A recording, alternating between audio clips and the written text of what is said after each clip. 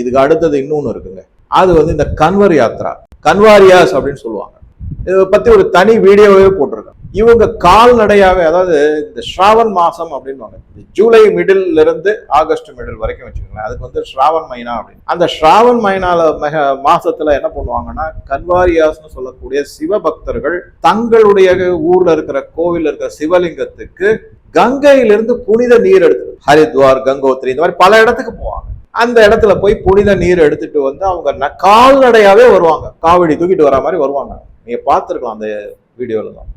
அந்த கன்வாரியாஸ்னு சொல்லக்கூடாது, அதுவும் காலில் செருப்பெல்லாம் போட மாட்டாங்க, அப்படியே நடந்தே வருவாங்க. வழியில அவங்களுக்கு சாப்பாட்டுக்கு உணவகத்துல சாப்பிடுவாங்க. அந்த உணவகத்துக்கு மேல வந்து ஒரு ரூல் ஒன்று போட்டிருக்காங்க, இந்து உணவகங்களா இருக்கும் அப்படின்னு தேவை கிடையாது, ஆனா வெஜிடேரியன் உணவகங்களா இருக்கணும். நம்பர் 1, எச்சலை துப்பி கொடுக்க கூடாது, அவமரியாதை செய்யக்கூடாது, இந்து மதம் சார்ந்த நம்பிக்கைகளுக்கு அவமரியாதை செய்யற மாதிரி நடந்துக்க கூடாது அப்படின்னு சொல்லிட்டு அதை பேஸ் பண்ணி லைசன்ஸ் கொடுத்துருக்காங்க உணவகங்களுக்கு. ஏன்னா ரோடுல அவங்க எவ்வளவு பல பேர்லாம் 100 கிலோமீட்டர்லாம் நடந்து வருவாங்க, சின்ன பசங்கள்லாம் வருவாங்க, நான் பார்த்துருக்கேன். அந்த மாதிரி இருக்கு. எங்க சாப்பாடு சாப்பிடக்கூடாது, அதனால இதை வழியில சாப்பிட்டுக்க வேண்டியதான்.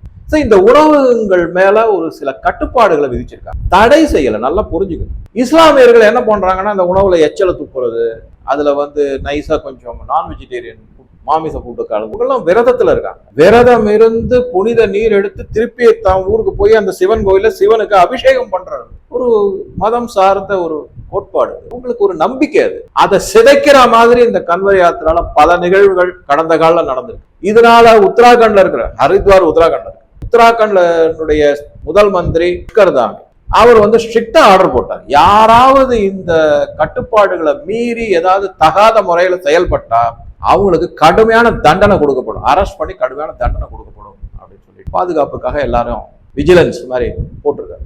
இந்த இடத்துல வந்து காங்கிரஸினுடைய ஒரு ஸ்போக்ஸ் பர்சன் ஷமா முகமது அப்படின்னு, அவங்க ராகுல் காந்தியை ரொம்ப புகழ்ந்து, என்னுடைய ஹீரோ, என்னுடைய தலைவர், இந்த மாதிரி எல்லாம் நடந்துக்க மாட்டாரு, இது வந்து நீங்க மதத்தை வச்சு மக்களை பிளவுபடுத்துறீங்க, பிரிவினைவாதம் பேசுறீங்க, கண்ணா பின்னான்னு அந்த ஷமா முகமது பேசியிருக்காங்க.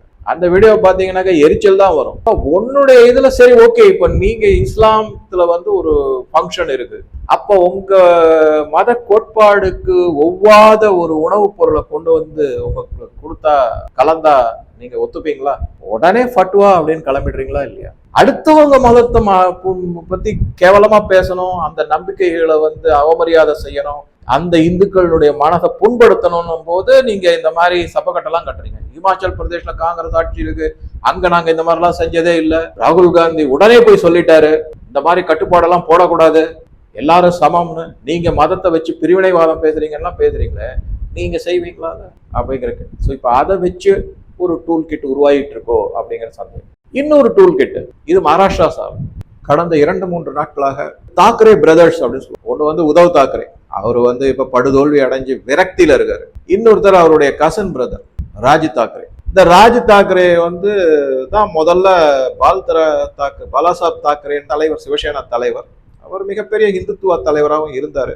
பலது நல்லது செய்திருந்தாலும் சிலது சரியா செய்ய முடியல அவரால். ஏன்னா பொலிட்டிக்கல் கம்பல்ஷன் அப்படின்னு சொல்லுவாங்கல்ல, அந்த மாதிரிதான் இருந்தார். இந்த ராஜ் தாக்கரே வந்து அவருக்கு ரைட் ஹேண்ட் மாதிரி இருந்தார், அவருடைய பையன் கிடையாது. இவங்க 2 பேரும் கசின்ஸ்.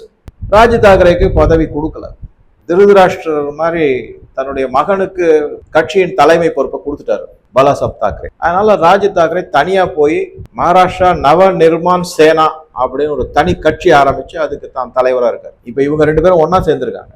எதுக்காக ஒன்னா சேர்ந்திருக்காங்கன்னா, மராட்டி தான் பேசணும் மகாராஷ்டிரால, வேற மொழி பிரச்சனையை பெரிய அளவுல கிளப்பி விட்டுருக்காங்க. அப்படியே தன்னுடைய தொண்டர்களை வச்சு, என்ன மன்னிச்சுக்கோங்க, அவங்க தொண்டர்களா அடியாட்களாங்கிற மாதிரி லெவல்ல போயிட்டு இருக்கு. இப்ப ஆக்சுவலா அவங்கள வச்சு குண்டாகிரி தான் அந்த மாதிரி வச்சு என்ன பண்ணிருக்காங்கன்னா, உனக்கு மராட்டி தெரியுமா, தெரியாத பலாருன்னு அறையிறது எல்லாம் பொதுமக்கள். இது மாதிரி ஒரு போயிட்டு இருக்கு. தகாத செயல் ஒண்ணு நிறைய போயிட்டு இருக்கு. யாருக்கெல்லாம் மராட்டி தெரியல அவங்க எல்லாம் பிடிச்சி அடிக்க வேண்டியது, மேன் ஹேண்டிலிங், கடுமையான தாக்குதல், வார்த்தையால திட்ட வேண்டியது எல்லாம் பண்ணிட்டு இருக்காங்க. மராட்டி தெரியல அப்படின்னா நீ இங்க இருக்கக்கூடாது, ஓடி போயிடு அப்படிங்கிற மாதிரி. இது என்ன காஷ்மீர் மாதிரி ஒரு நிலைமை வந்திருக்கு? காஷ்மீர்லயாவது இஸ்லாமியர்கள் இந்துக்களை விரட்டினாங்க, இங்க இந்துக்களை விரட்ட போறாங்களா? எந்த விதத்துல ஒற்றுமை இருக்கு உங்ககிட்ட? இவங்களுக்கு இந்த மாதிரி ஒற்றுமையை குலைக்கிறதுக்கான வழிமுறைகளை யாரோ பின்னாடி இருந்து செய்யறாங்க. யாரோ என்ன, ஜார்ஜ் சொரோசன் கம்பெனியா தான் இருக்கும். காங்கிரஸ் அதுல இன்வால்வ் ஆயிருக்கும். ஏன்னா உத்தவ் தாக்கரே வந்து சரத்பவார் என்ன சொல்றாரு அதை கேட்கிறாரு. சரத்பவார் காங்கிரஸோட ஒட்டுதா இருக்காரு, இண்டி கூட்டணியில. எல்லாரும் இண்டி கூட்டணியில இருக்கிறதுனால இந்த மாதிரி முன்னெடுப்புகள்லாம் செஞ்சுக்கிட்டு இருக்காங்கிறது தெளிவா தெரியுது. இப்ப அவர் 2 தாக்கரே பிரதர்ஸும் 2 பேரும் ஒன்னா சேர்ந்திருக்காங்க. பல தகாத செயல்கள் நாள்தோறும் எங்க இருந்தாலும் இந்த மாதிரி ரிப்போர்ட் வருது. ஒரு 10 இன்சிடென்ட் 20 இன்சிடென்ட் வந்துகிட்டே இருக்கு. ஆனா இது மும்பைல தான் நடக்குது. இதுக்காகத்தான் சில பேர், மும்பை வந்து மகாராஷ்டிரா கிடையாது, மகாராஷ்டிரா வந்து மும்பை கிடையாது. மும்பையில என்ன பிரச்சனை அப்படின்னா, இவங்க 2 பேருக்கு இப்ப ஆச்சு. பிருஹன் மும்பை மகாநகர் பாலிகா, பிஎம்சின்னு சொல்லக்கூடிய பாம்பே முனிசிபல் கார்பரேஷன், அதனுடைய எலெக்ஷன் வருது. பல காலமா அது வந்து பெண்டிங்ல இருக்கு. கிட்டத்தட்ட அது ஓவர் டியூ. 2 வருஷத்துக்கு மேல எலெக்ஷன் இன்னும் நடக்காம வச்சிட்டு இருக்காங்க. இப்ப அது வரப்போகுது. அந்த மாதிரி வரும்போது அந்த மும்பையில வந்து இந்த லோக்கல் பாலிடிக்ஸ் எல்லாமே மொழி பிரச்சனையை கிளப்பி விட்டு, உணர்ச்சிகளை தூண்டி விட்டு, ஓட்டு அறுவடை செய்யறதுக்காக இந்த மாதிரி ஒரு நிகழ்வு. ஏன்னா மும்பை முனிசிபல் கார்பரேஷன் ஒரு மிகப்பெரிய கார்பரேஷன், 50,000 கோடிக்கு பட்ஜெட். அது அவ்வளவு பணம். சோ ஊழல் செஞ்சு கொள்ளையடிக்கிறதுக்கு மிக மிக சுலபமான ஒரு இடம். அது பெரிய அளவுல கொள்ளையடிச்சிடலாம். அந்த மாதிரி இருக்கு. இந்த இடத்துல நான் ஆக்சுவலா வந்து சிவசேனா எப்படி வந்தது அப்படிங்கிற ஒரு வீடியோவை ஃபுல்லா எல்லா தகவலையும் உங்க கூட ஷேர் பண்றேன். அப்போ உங்களுக்கு புரியும் இந்த மும்பை முனிசிபல் கார்பரேஷனுடைய மகத்துவம், முக்கியத்துவம் எப்படி அப்படிங்கிறது, எதனால அப்படிங்கிறது நல்லாவே புரியும். அது அடுத்த ஒரு வீடியோல நான் உங்களோட ஷேர் பண்றேன். ஸோ இப்போ அந்த முன்னெடுப்பு எடுத்துட்டு இருக்காங்க. ஸோ மும்பை முனிசிபல் கார்பரேஷனுடைய எலெக்ஷன், அதனுடைய பதவி, அதற்கான மொழி பிரச்சனை, இதெல்லாம் எடுக்கும். ஸோ இது வந்து இந்த மொழி பிரச்சனை வரும்போது என்ன ஆகும்னாக்க, உடனே மற்ற மாநிலங்கள்லாம் என்னுடைய மொழி, என்னுடைய மாநில மக்களை தாக்குறாங்கன்ற இது மாதிரி. இதுக்கு தான் என்ன பண்ணிருக்காங்கன்னா, நாராயண் ராணேன்னு ஒருத்தர் சீஃப் மினிஸ்டர் இருந்தார். அவருடைய பையன் நிதிஷ் ராணே ஒரு மிக அருமையாக அவர் வந்து பாஜக இருக்கிறவங்க தான், எம்எல்ஏவா இருக்காரு. அவர் மிக மிக அருமையான ஒரு பேட்டி கொடுத்திருக்காரு. நீங்க நம்ப மாட்டீங்க, 20-25 மைக்கு அவ்வளவு பேர்கிட்ட பேட்டி கொடுத்திருக்காரு. அதுல வந்து என்ன சொல்றாரு, முக்கியமா 2 பாயிண்ட் சொல்றாரு. உங்களால இஸ்லாமியர்கள் அதிகம் வாழக்கூடிய பெண்டி பசார், மும்ரா, இந்த மான்கூடு, இந்த மாதிரி இடத்துல எல்லாம் போய் அங்க இருக்கிறவங்கள நீங்க மராட்டியில பேசுன்னு சொல்ல முடியுமா? உங்களுக்கு தைரியம் இருக்கா? அவங்க எல்லாம் உருது பேசிக்கிட்டு இருக்காங்க, பல பேர் அரபியே பேசிக்கிட்டு இருக்காங்க. ஜாவேத் அக்தர் உருதுல பேசிக்கிட்டு இருக்காரு, சினிமால டயலாக் எழுதுறவங்க. நீங்க யாருகிட்ட வந்து இந்துவையே தாக்கிக்கிட்டு இருக்க? அப்ப உன்னுடைய அஜெண்டா என்ன அப்படின்னு கடுமையா சாடி இருக்காரு. சரி, பாலிவுட்ல போய் நீ மராட்டி படம் எடுக்க சொல்ல முடியுமா உன்னால? ஹிந்தி படம் தான் எடுக்கிறாங்க பாலிவுட்ல, எப்ப மராட்டி படம் எடுத்திருக்காங்க? உன்னால அது கேட்க முடியுமா அப்படிங்கிற மாதிரி சொல்லி பல விதமான கேள்விகளை முன். நீ ஹிந்துவாவே தாக்கிக்கிட்டு இருந்தனாக்க இது வந்து மொழி பிரச்சனை கிடையாது, யாரோ தூண்டி விட்டு செய்யக்கூடிய ஒரு டூல் கிட் அப்படின்னு நிதிஷ் ராணே சொல்லியிருக்காரு. இதை பார்த்துக்கிட்டு கவர்மெண்ட் சும்மா இருக்காது, சரியான நடவடிக்கை, தண்டனை கொடுக்கப்படும். யாரா இருந்தாலும் விட மாட்டோம் நாங்க. நிதிஷ் ராணே, ஆதித்ய தாக்கரேக்கு வந்து சில தொடர்புகள் இருக்கு. இந்த திஷா சாலியன் அப்படின்னு ஒரு பெண்மணி இறந்து போயிட்டாங்க. அவங்க ஒரு சஸ்பீஷியஸ் முறையில நிறைய சந்தேகங்கள் இருக்கு. அதே மாதிரி சுஷாந்த் சிங் ராஜ்பூத் அப்படின்னு ஒரு நடிகரும் இறந்து போனாங்க. இந்த 2 பேருடைய மரணத்திலையுமே பலவித சந்தேகங்கள்லாம் இருக்கு. அதுல வந்து இந்த ஆதித்ய தாக்கரே, முன்னாள் முதல்வர் உத்தவ் தாக்கரேனுடைய மகன் அதுல சம்பந்தப்பட்டிருப்பாரு அப்படின்னு ஓப்பனாவே சொல்றாரு. என்கிட்ட ஆதாரங்கள்லாம் இருக்குங்கிறாரு.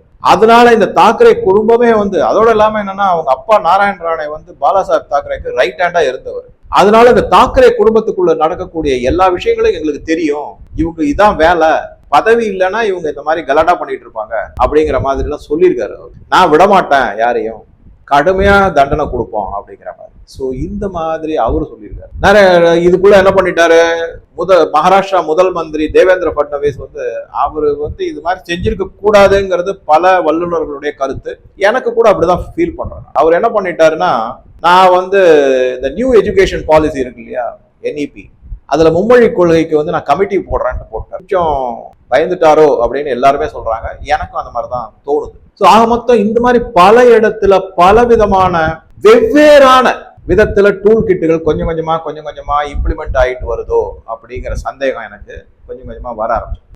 மகாராஷ்டிராவுக்கு அடுத்தது இன்னொரு இடம் இருக்கு, அது வந்து கும்பல்கர் அப்படிங்கிற இடம், அது ராஜஸ்தான்ல இருக்கு. அங்க என்ன பண்ணிருக்காங்க அப்படின்னா, மொஹரம் வருது. இந்த மொஹரம்ங்கிறது வந்து ஷியா வகுப்பினர், இஸ்லாமியர்கள ஷியா வகுப்பினர்கள் இது பண்ணுவாங்க. அது ஒரு ஆக்சுவலா துக்க நாடு. அதுக்காக அவங்க ஊர்வலம் போவாங்க. இந்த முறை ஊர்வலத்துல தீ பந்தங்களை எடுத்துட்டு போயிருக்காங்க, நெருப்பு பந்தங்களை எடுத்துட்டு போயிருக்காங்க, நூற்றுக்கணக்கான பேர். இது வந்து பப்ளிக்கு வந்து ஒரு மிகப்பெரிய அச்சுறுத்தல், ஆபத்து விளைவிக்கக்கூடிய. அதனால வந்து சில பேர் கேட்டிருக்காங்க, இந்த மாதிரி எல்லாம் போகாதீங்க, சாதாரணமா ஊர்வலம் போங்க, ஏன் இந்த மாதிரி போறீங்க, இதெல்லாம் ரொம்ப வந்து மிக மிக ஆபத்து அப்படின்னு. உடனே அங்க கைகலப்பு, அடிதடி, சண்டை நடந்தது. இது ஒண்ணு. இதுக்கு அடுத்ததா இன்னொரு விஷயம் நடந்திருக்கு. இதே கும்பல்கர் போர்ட்னு ஒண்ணு இருக்கு, கோட்டை. அந்த கோட்டை வந்து பாதுகாக்கப்பட்ட இடம், ஹெரிட்டேஜ் அப்படின்னு சொல்லக்கூடிய. அது எதனால ஹெரிட்டேஜ்னா, மகாராணா பிரதாப் சிங் வந்து அந்த கோட்டையில இருந்தார். மேவார் ராணா அப்படின்னு சொல்லுவாங்க. மேவார்ங்கிற ராஜா மகாராணா பிரதாப் சிங் வந்து மிகப்பெரிய ஆளுமை உள்ள ஒரு அரசா இருந்தார். அக்பருக்கு எதிராக ஹல்தி காட்டில போர் நடந்தது, சரித்திர புகழ் வாழ்ந்த நிகழ்வு அது. அந்த இடத்துல போய் இவங்க அந்த கோட்டைக்குள்ள அனுமதியும் இல்லை, ஒண்ணும் இல்லை, இவங்க பாட்டுக்கு அங்க உள்ள பூந்து அட்டகாசம் பண்ணியிருக்காங்க. இப்படி இங்க கோவில் எல்லாம் திருப்பரங்குன்றத்துல சாப்பிடுறது.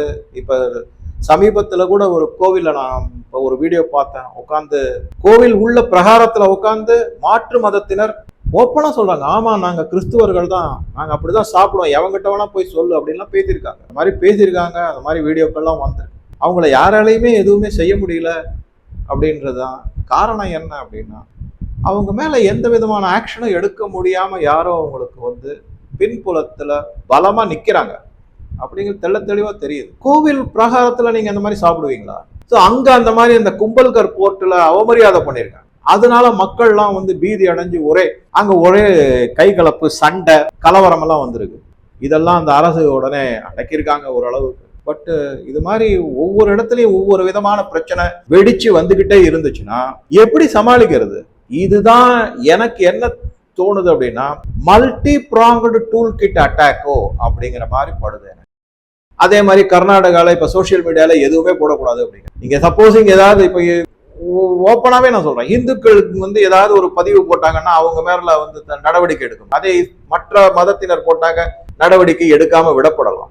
இல்ல அது வந்து miss representation R miss information or false message அந்த மாதிரி வராது, ரூமர் அது கிடையாதுன்னு அவங்க தள்ளுபடி செஞ்சிடும். அப்ப ஒரு குறிப்பிட்ட இந்து மதத்துல மட்டும் டார்கெட் பண்ணாங்கன்னாக்கா அது ஒரு டூல் கிட்டா யூஸ் பண்ணுவாங்களா? இந்த மாதிரி பல சந்தேகங்கள். ஏன்னா கண்டிப்பா பழைய மாதிரி டூல் கிட் வராது, புது விதமான டூல் கிட் தான் வரும். ஸோ எனக்கு இதெல்லாம் ஒரு சந்தேகமா இருக்கு. ஸோ உங்க கருத்துக்களை பதிவிடுவோம். நன்றி, வணக்கம்.